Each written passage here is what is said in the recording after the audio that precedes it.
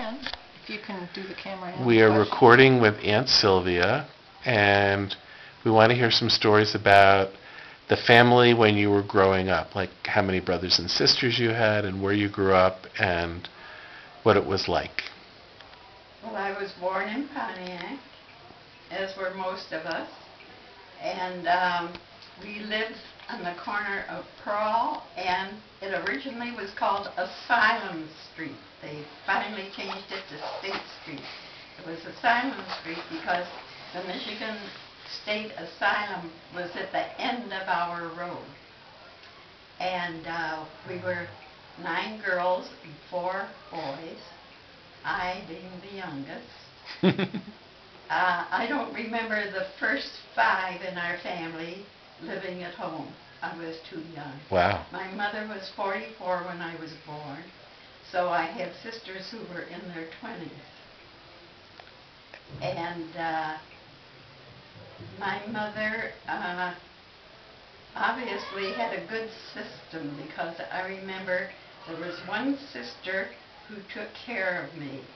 And why I remember her is because when she would wash my neck, all the water would run down my back. And I was very unhappy.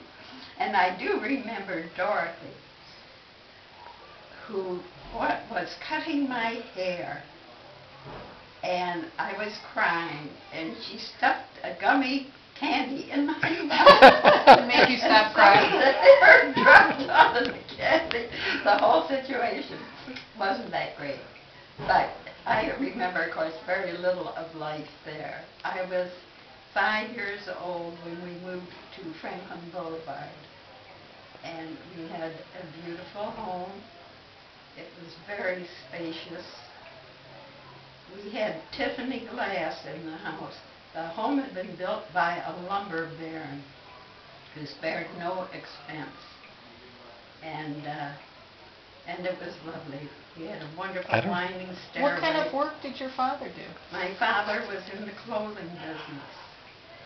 But he also managed to have some properties. And when we lived on State Street and also had acreage there, I don't mean a lot of acres, but it must have been a couple acres. He built 2 homes, I know, that he rented out on that property. And also there was a multi-building that he had in Pontiac on Front Street. Now that is what I remember my father, as far as business-wise. But I remember going to his store, and he would give me an allowance.